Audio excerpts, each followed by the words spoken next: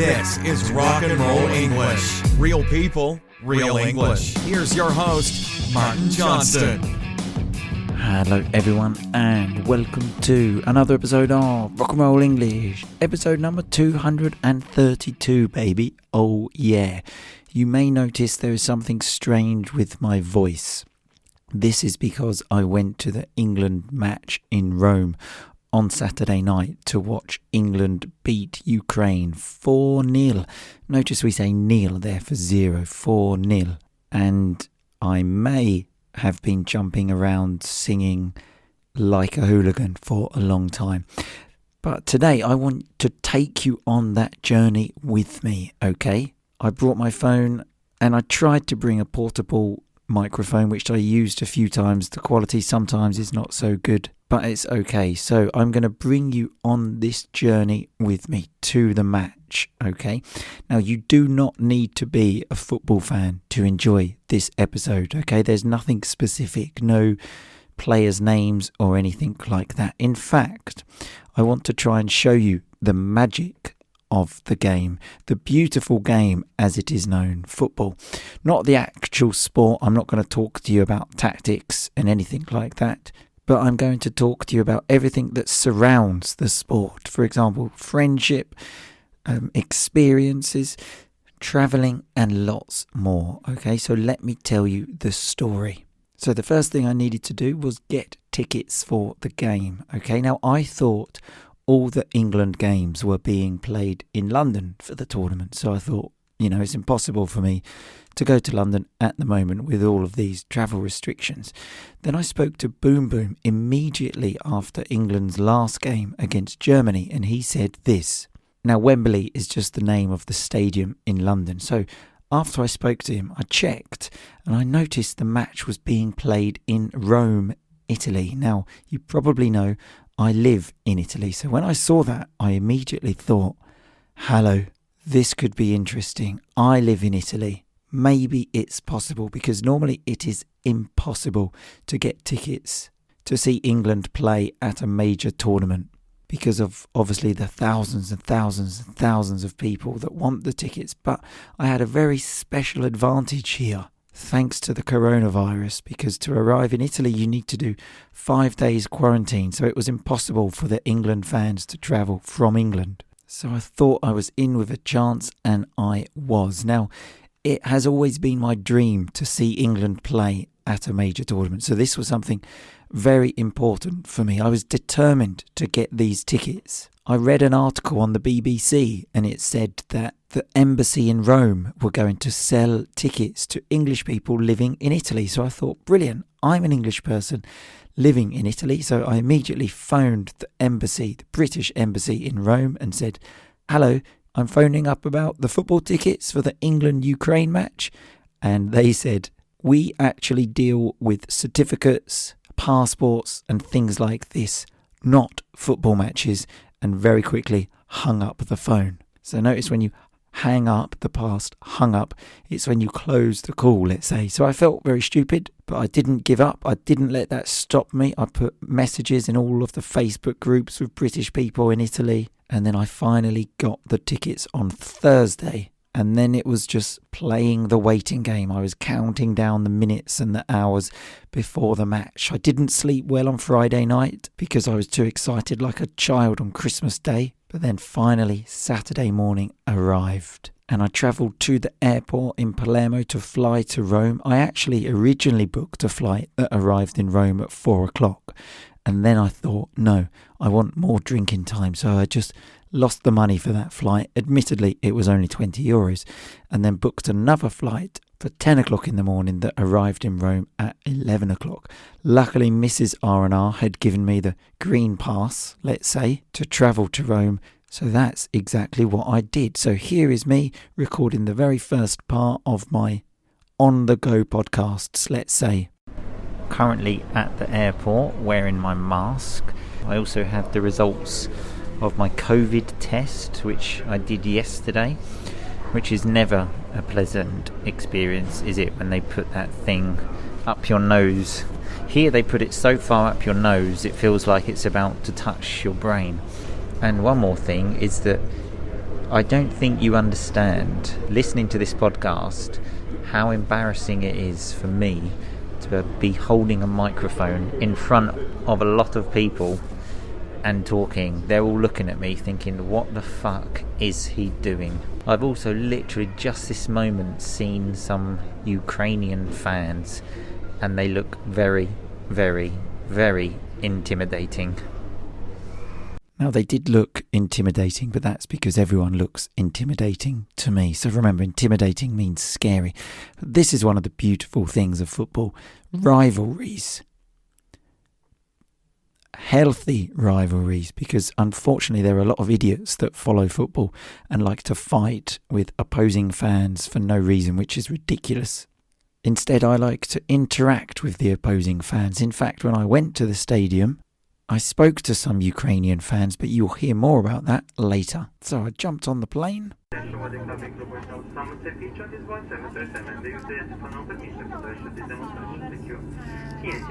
and landed in Rome.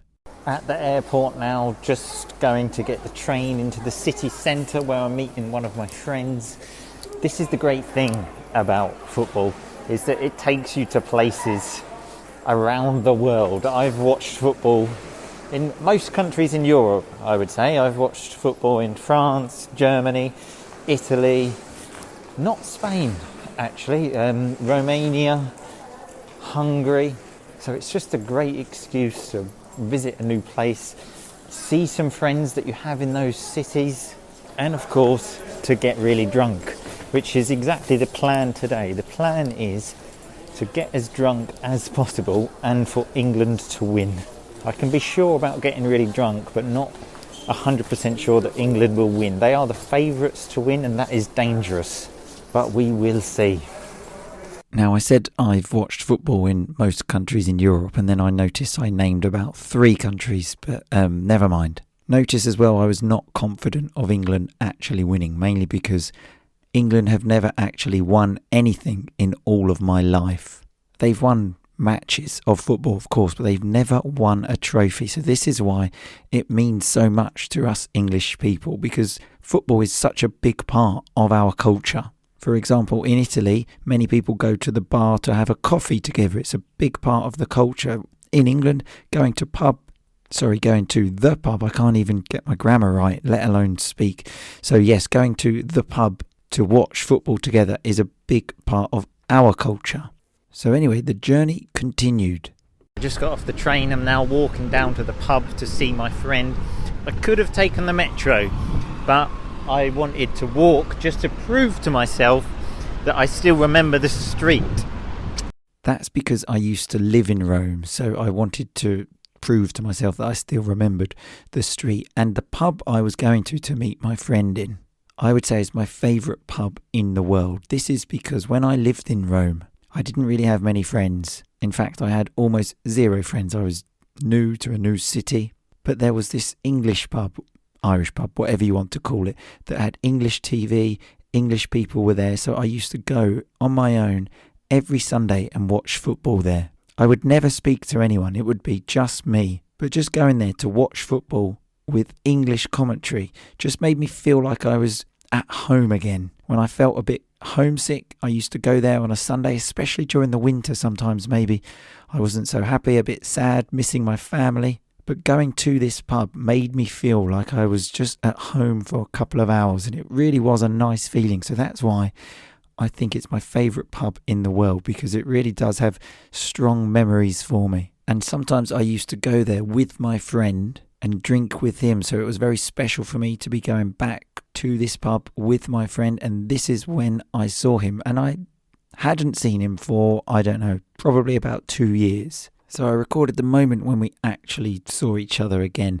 And you will notice we're both a bit hesitant, because at the moment you don't know what to do with COVID, do you? What do you do? Handshake? Nothing. So here we go. Here he is, my mate. Oh mate, ma com'è possibile? Sei diventato più brutto? Come here, ma come qui, eh? Ah, fanculo. Let's go. Così dicono zio. Come va? Tutto a posto, te? Bene. Apologies for non-Italian speakers there. I basically just said to my friend, oh my God, you're even more ugly than I remember.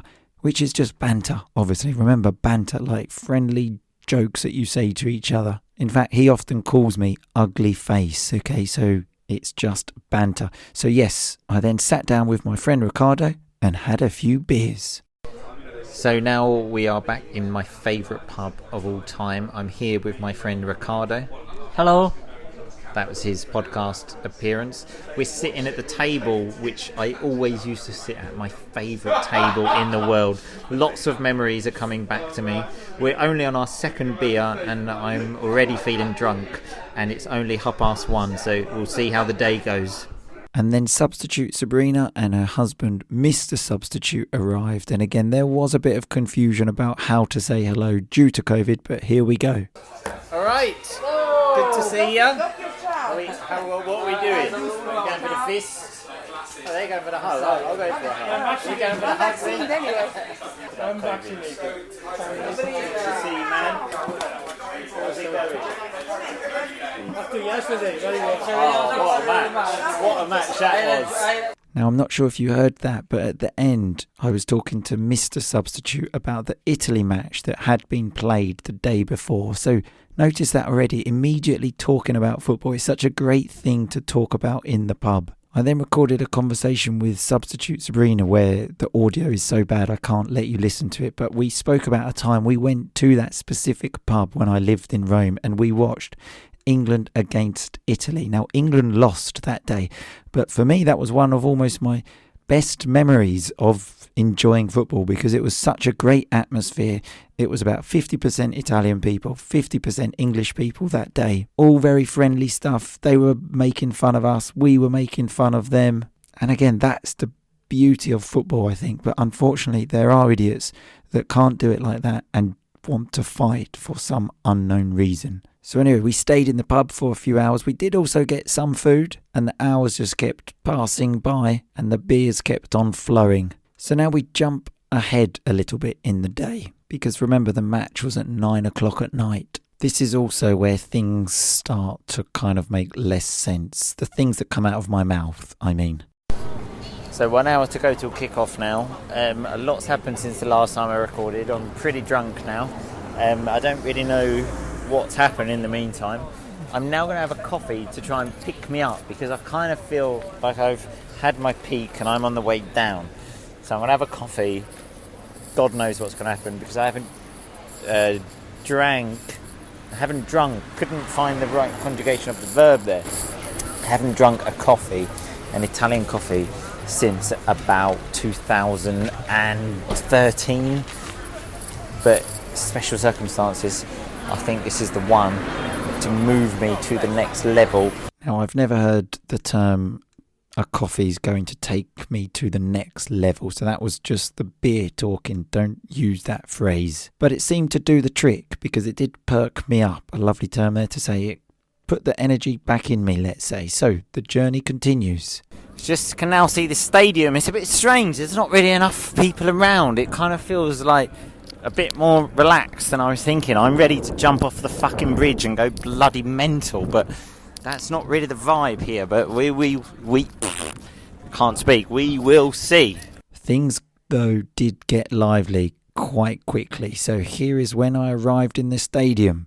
I've never been so excited in my whole life, but we'll see how it goes. So now nerves were really starting to kick in, a lovely term there. I was really starting to feel the nerves, and then they did the national anthems. So the national anthem is the song for your country, let's say, which is a special moment in sport. Everyone sings together, and at the end there's the roar of the crowd, which you will hear here.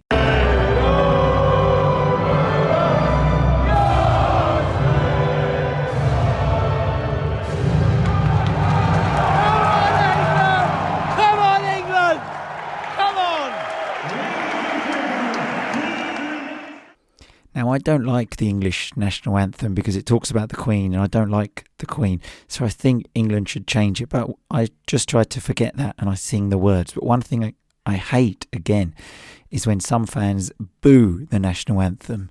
So when it, for example, is the national anthem of Ukraine, some stupid English fans go boo, which is disgusting. I absolutely hate that. Some fans did that, which made me very angry. So then I felt almost embarrassed to be English and started trying to make friends with the Ukrainian fans. And I thought I did a pretty good job. They were smiling and I kept talking to them, and then I kind of got the impression they were thinking, right, okay, that was nice of you, but please stop talking to me now. Luckily I understood the message, so then I left them in peace.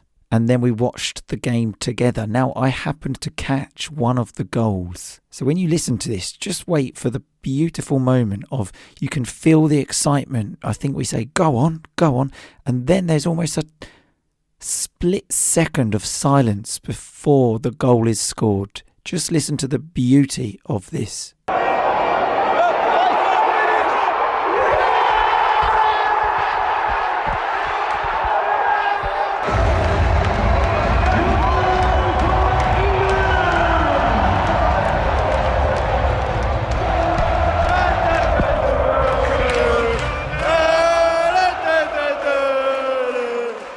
Now, scoring a goal in football, I don't know how to describe it. When you score a goal, personally, the feeling is incredible, but also watching somebody else score a goal.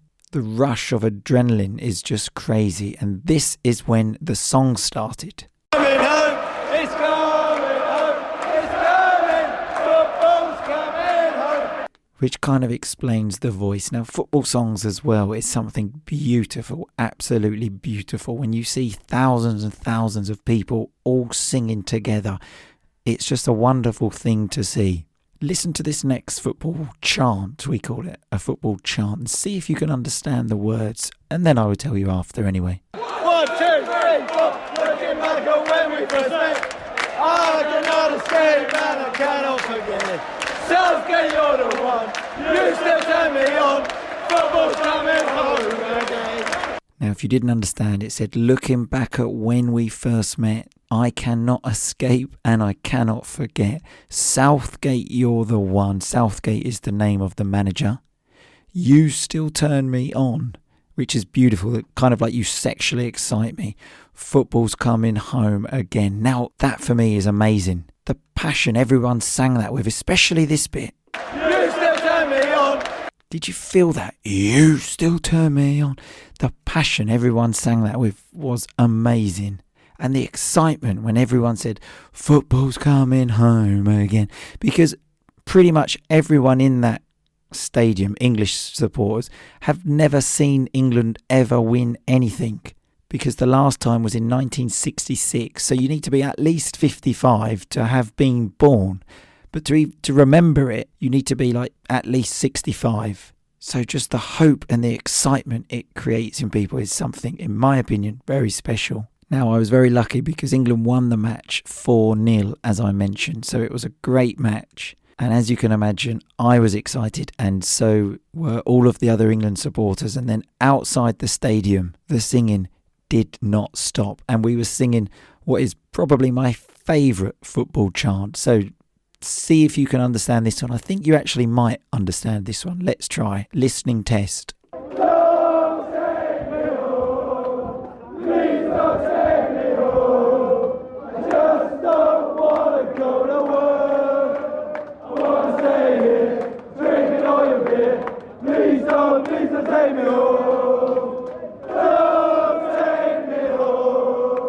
Now the words were, don't take me home, please don't take me home. Notice how we say please, polite hooligans. I just don't want to go to work, I want to stay here, drink all your beer. Please don't take me home. And then it just went on and on and on, and we sang that song on repeat for, I would say, an hour outside the ground. And I was jumping up and down a lot with my injured ankle, which is now absolutely killing me with my voice. So it's painful for me to talk and walk at the moment, which are two things I like to do quite a lot. But that time outside the stadium, singing with all of these England fans was just amazing. And again, this is something that football does. It brings people together, unites people. I was talking to complete strangers, which is something I literally never ever do. I spoke to England fans that had travelled from all of Europe because England fans couldn't travel from England. So all of us English people living around Europe thought this is our moment. I spoke to English people living in Switzerland, Spain, France, Germany, We got talking. It brought us together. The football brought us together. Otherwise, I would never speak to people that I don't know. It's just not something I do. But the power of football, that's what it does. Now for the most difficult listening test, trying to understand me when I'm drunk. This was me walking home. So to put it bluntly, that was fucking mental. I mean, words can't describe how crazy that was. With a lot of England fans, I thought the atmosphere might be a bit shit. But in reality, it was absolutely amazing. Notice how I said there, in reality, instead of in reality. But never mind. I mean, I said a minute ago there I walked home. I didn't actually walk home. I got the metro home. And I then found some recordings of me in the metro station, completely alone, and also singing to myself a little bit, which you can listen to here. I want to stay here, drinking all your beer. Please don't take me home.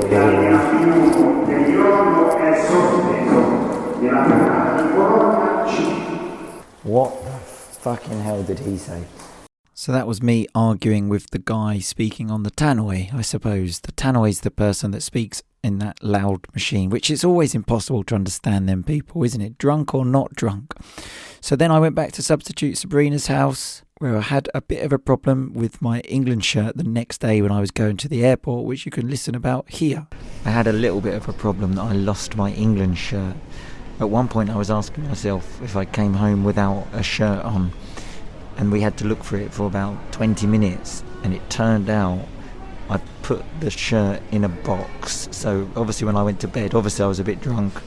Instead of putting the shirt in my bag, I decided to put it in a box in substitute Sabrina's spare bedroom. Not 100% sure why I did that, but luckily I found it. I was thinking, if I don't find this shirt, it might be my fault that England don't win the Euros. And I just want to say, if they do, I really don't know what I will be able to do with myself. My life will be complete. I may jump off a bridge, so this might be one of the last episodes of the podcast. We will see. Now, hopefully it won't be one of the last episodes, but hopefully England will also win the Euros. So that's pretty much the end. It's now Sunday night at 11 o'clock at night. I've been making this podcast for the last few hours. I'm extremely tired, but what a weekend it has been for me. I lived the dream of seeing England play at a major tournament, and they won in style. So for someone like me that grew up with football, I played football in the garden with my brother, at school with my friends, in the street with other kids. Then we used to go to the park with the kids from the street and play kids in the park. I played for my school team. I played for my local team. Football is a big part of my life. And as I said, I've never seen England ever win anything, and now they are close. I'm still expecting disappointment. This is how things go. But the hope inside is magical that I am living at the moment. These tournaments only come around every 2 years, and this could be the year where football finally comes home. Anyway, I hope you enjoyed going on this trip to Rome with me. I hope I was able to show you as well that football is not just 22 players kicking a ball around and running around on some grass, but so much more. For example, for me, that one football match brought me close to some of my friends that I hadn't seen in a long time, made me meet lots of new people from all around Europe, well, from England, but that live all around Europe, and to feel sensations that I have very rarely felt in my life. So yes, football is just a game, as people say, but I think football can take you to some very, very special places, not just, geographically like to Rome, but emotionally. I will see you all soon, people, but in the meantime, just keep on rocking, baby. Thanks so much for listening to RnR English. For more great content and to stay up to date, visit rocknrollenglish.com and facebook.com/rocknrollenglish. We'll catch you next time.